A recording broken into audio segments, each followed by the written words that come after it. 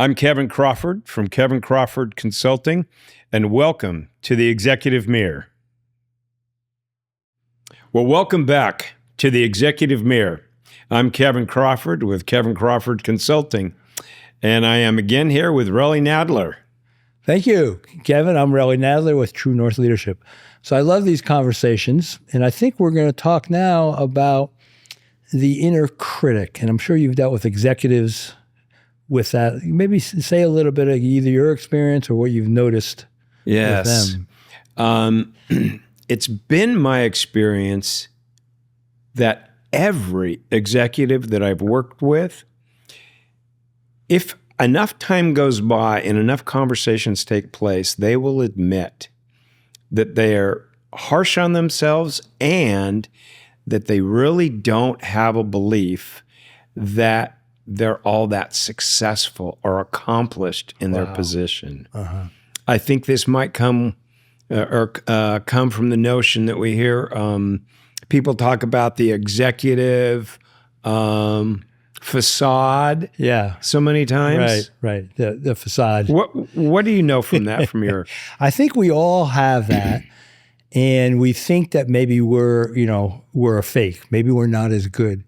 And it's like a hole inside, like you're saying, and the good side of that is I got to keep proving myself because they're going to find me out. Yes. And maybe I'm not as good. So often those people will work harder and they're successful. And so it's probably the effort in working harder to fill up that hole, but it's called the impostor syndrome. Yes. And so part of that is, could they also feel good about what they did? This critic I would talk about a lot with executives. And are you on your side or on your case? And I think people are on their case, and that's why they think they're successful. You better do this. You better do that. Come on now. It's more, better, faster. More, better, faster, which we all want, but it can really be damaging for an individual if they're not satisfied with anything. So that's their remedy, if you will, to the conversation that's taking place in there that doesn't feel so good. Yeah. I see. And it works to be successful, but then, and I'm sure you've seen it, if I ask them, what are your success factors? Well, I'm really hard on myself. I really drive myself. And it may have worked for many, many years. Is it still working? And I think some of that is, we know about technology. Have they updated their success rules? Sometimes I'll talk about that. Nice. And we know about software and everything else. A refresh. Sometimes in the coaching, it's a refresh on their success rules. And what I'm reminded of when I hear you talk is that conversation that they're having in there, that's the way they're going to lead or manage their people. Yes. So there's an assumption that remedy that they're using to kind of mask this internal feeling is the style of leadership that they're imposing on the people that are working for them. Wow. That is so true, Kevin. And it's that internal conversation. Should have done it more. Could have done it better. Could have done it faster. It's kind of that waving the finger at them. Somebody comes into their world and they're not aware, because we talked about self-awareness. Kevin, I thought you were going to do that more. I thought, here's how you need to do that faster. Here's how you do it better. We could do that to ourselves, but now, and when you do that to others, you're demoralizing them. Yes. And in one case, it has probably some benefits in that it drives that executive a little harder, a little faster to produce a better quality work, although maybe not the most healthy. But boy, down on their subordinates, the people that are working underneath them, it can have a devastating effect. Exactly. And I'm sure you've seen it. The people below the executive level, they're just looking for recognition, acknowledgement. They want to make sure they please. And we talked about kind of the shadow and those other aspects. And if everything that I see in front of me is more, better, faster, you're not developing your people. to have that sense of agency and empowerment. Yeah, more, better, and faster can't be the mode of operation 100% of the time. Yeah.